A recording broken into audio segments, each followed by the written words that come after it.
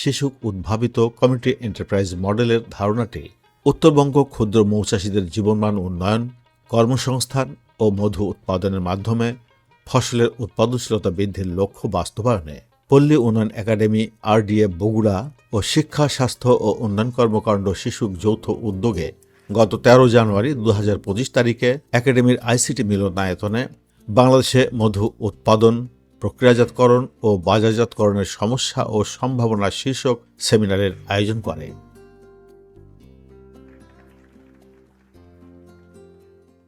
সেমিনারে প্রধান অতিথি হিসেবে উপস্থিত ছিলেন ডক্টর AKM অলিউল্লাহ, মহাপরিচালক ও অতিরিক্ত সচিব, পল্লী উন্নয়ন একাডেমি বগুড়া। বিশেষ অতিথি ছিলেন অতিরিক্ত মহাপরিচালক ডক্টর আব্দুল আল মামুন। এছাড়া বিভিন্ন বিশ্ববিদ্যালয়ের শিক্ষক, ছাত্রছাত্রী ও দেশের বিভিন্ন প্রান্ত থেকে আগত মৌচাষী, মৌ প্রসেসিং কোম্পানির প্রতিনিধি ও মধু রপ্তানিকারক প্রতিষ্ঠান। অনুষ্ঠানে মূল প্রবন্ধ উপস্থাপন করেন সাকিউল মিল্লাত মোর্শেদ, নির্বাহী পরিচালক, শিশু। সেমিনারে মৌচাষীদের সুরক্ষা আইন, উন্নত ব্রিডিং ল্যাবরেটরি স্থাপন, নিরাপদ মধু উৎপাদন ও উন্নত বাজার ব্যবস্থাপনা নিশ্চিত করা সহ বিভিন্ন বিষয়ে আলোচনা ও সিদ্ধান্ত গৃহীত হয়।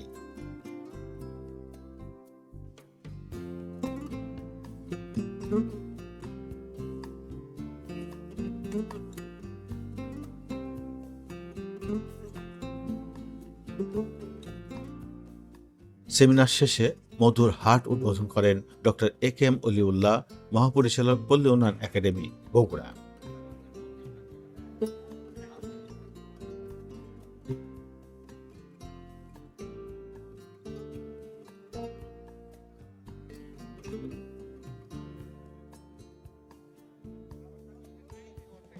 বাংলাদেশে বিভিন্ন ধরনের হাট আছে। আমরা কিন্তু গরুর হাট দেখেছি, গাড়ি ঘোড়ার হাটও দেখেছি, সবজির হাট আছে, সব পাইকারি হাট।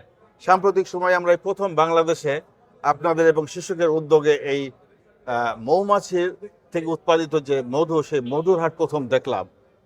এটা একটা অভাবনীয় একটা সফলতার দিকে যাবে আমরা আশা করছি। তো এটার ইমপ্যাক্ট কি হবে এটা আপনার কাছে জানতে চাচ্ছি। আমরা এই মধু মার্কেটের ইম্প্যাক্টটা হচ্ছে এখানে যারা বিক্রি করবে তারা সহজে এখানে নিয়ে আসতে পারবে, সহজে বিক্রি করতে পারবে। আর এটাকে কেন্দ্র করে যারা মধু প্রসেসিং করবে, যারা এক্সপোর্ট করবে, দেশের আর্থিক অবস্থার উন্নতি ঘটাবে, তাদের জন্য এখান থেকে সহজে নিয়ে যাওয়াটা তাদের জন্য সহজ হবে। মধুতে অত্যন্ত ভেজাল দেওয়ার প্রবণতা রয়েছে আমাদের মধু উৎপাদনকারীদের, মধু ব্যবসায়ীদের। সেই ক্ষেত্রে এই যে মধুর হাটটা আপনার করতে যাচ্ছেন, পাইকারি এখান থেকে বেচে কেনা হবে, এখানে মধুর যে নিরাপদ মধু সেটার নিশ্চয়তা আমরা পাবো কিনা এই হাটের থেকে, বা সেখানে কোনো উদ্যোগ আপনাদের থাকবে কিনা? আপনি বিশুদ্ধতা পরীক্ষা করার জন্য আমাদের এখানে এক্সপার্ট আছে, তাদের পরীক্ষা ব্যতীত কোনো মধু বাইরে বিক্রি হবে না। শাকিল মিল্লাত মোর্শেদ ভাই, আপনাকে শুভেচ্ছা জানাচ্ছি। আপনাকে ধন্যবাদ। জি, আপনি যে উদ্যোগটি নিয়েছেন এই যে মধুর হাট কমিউনিটি এন্টারপ্রাইজ মডেলে, এটা সম্পর্কে একটু প্রথমে আপনার কাছে জানতে চাই। ধন্যবাদ। মানে আপনি জানেন যে আসলে আমাদের বাংলাদেশের যে মৌচাষীরা বেশিরভাগই আসলে ক্ষুদ্র মৌচাষী, এবং এরা যেহেতু সংগঠিত না, সুতরাং তাদের এই উৎপাদিত বা এই যে কষ্টসাধ্য যে অর্জনটা, এটা আসলে সুফলটা তাদের ঘরে খুব বেশি যায় না। মধ্যস্বত্বভোগীরা এটাকে বেশিরভাগ তারা এটা থেকে লাভবান হয়। তো সেই জায়গা থেকে আমরা যে অনেক দিন ধরে কাজ করছি, প্রায় 2015 সাল থেকে আমাদের সাথে RDA এবং অন্যান্য সংগঠনগুলো কাজ করছে। আমরা চেষ্টা করেছি যে এটাকে কিভাবে একটা ইনস্টিটিউশনালাইজ করা যায় এই মার্কেটিং প্রক্রিয়াটাকে, যাতে আমাদের এই ক্ষুদ্র মৌচাষীরা তাদের এই কষ্টের অর্জিত ফলাফল যাতে তারা নিজেরা ভোগ করতে পারে। এবং এই মার্কেটিংয়ের ক্ষেত্রে আসলে কয়েকটা চ্যালেঞ্জ আছে। এক নাম্বার চ্যালেঞ্জ হচ্ছে আপনার যে আমাদের কোনো সারা বাংলাদেশে মধুর কোনো বাজার ছিল না।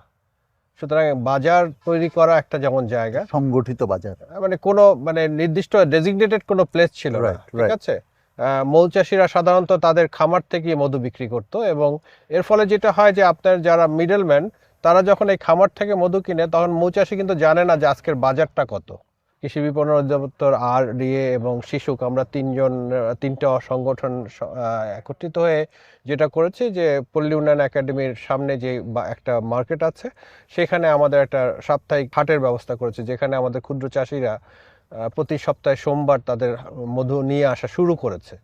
এবং গত 13ই জানুয়ারি আমরা এটা উদ্বোধন করেছি। প্রতি সপ্তাহে আমরা এখন দেখছি প্রায় 5 টন থেকে 10 টন পর্যন্ত আমাদের মধু ওখানে বেচা কেনা হচ্ছে। সো এইটা যখন আমরা চালু হচ্ছে, ঠিক একই সাথে আমরা যেটা চেষ্টা করছি সেটা হচ্ছে যে আমাদের এই ক্ষুদ্র মৌচাষীদের একটা মধুর একটা ব্র্যান্ড কিভাবে আমরা করতে পারি। কারণ হচ্ছে বাংলাদেশে আপনি জানেন যে কিছু ভুল ধারণা আছে, আমাদের কনজিউমার যারা আছে তারা মনে করে যে বিদেশি মধু, ঘন মধু, অমুক তমুক এগুলাই সবচেয়ে ভালো মধু, এবং দেশি মধু, খাঁটি দেশি মধুর মধ্যে তারা অনেক সময় ভেজালের কথা বলে বলে। কিন্তু আপনার আপনি জানেন এবং সায়েন্টিফিকভাবে এটা প্রমাণিত যে যে কোনো দেশের মানুষের জন্য ওই দেশের মধুতে যেই রোগ প্রতিরোধ ক্ষমতা থাকে সেটা সবচেয়ে বেশি গ্রহণযোগ্য এবং সেটা সবচেয়ে কার্যকরী। তো সুতরাং সেই ক্ষেত্রে যদি বিবেচনা করা হয়, বাংলাদেশি মানুষকে যদি মধুকে ওষুধ হিসাবে, পথ্য হিসাবে যদি আমরা খেতে চাই, তাইলে আসলে বাংলাদেশি মধুকেই খেতে হবে। তো এই বাংলাদেশি মধুর একটা বিশ্বাসযোগ্যতা এবং একটা ব্র্যান্ডিং করার জন্য আমরা চেষ্টা করছি। একই সাথে আমাদের এই যে আজকে আমরা এই কালিজিরা মাঠে এসেছি, আমাদের এই কালিজিরাটা একটা ওয়ার্ল্ড ব্র্যান্ড হতে পারে। সুতরাং শুধুমাত্র আপনি বলেছেন এটা দেশি একটা জিআই পণ্য হিসাবে আমরা যদি এটাকে জেলা পণ্য আছে, এটাকে জিআই পণ্য হিসাবে যদি আমরা এটাকে রিকগনাইজ করতে পারি, এবং আলটিমেটলি এটার যে গুণাগুণ সেটাকে আপনি খুব ভালো করে জানেন যে কালিজিরা অনেক গুণের কথা আমরা জানি। ইভেন কোরআন শরীফে যেটা বলা আছে যে মৃত্যু ছাড়া যে কোনো রোগের ওষুধ হচ্ছে, ওষুধ হচ্ছে কালিজিরা। তো সুতরাং আমরা আসলে এই যে বিভিন্ন পর্যায়গুলো আছে, একটা হচ্ছে গণসচেতনতা তৈরি করা আমাদের দেশি মধু সম্পর্কে, 2 নম্বর হচ্ছে আমাদের ক্ষুদ্র চাষিদের যে মধু আছে সেগুলোকে নিয়ে আমরা যাতে বাংলাদেশে একটা ভালো ব্র্যান্ড তৈরি করতে পারি, এবং 3 নম্বর হচ্ছে যে আমাদের সমস্ত ক্ষুদ্র মৌচাষীদের বেচা কেনার জন্য একটা ডেজিগনেটেড একটা প্লেস তৈরি করা। এই 3টা জিনিসকে নিয়ে আমরা একসঙ্গে কাজ করে যাচ্ছি।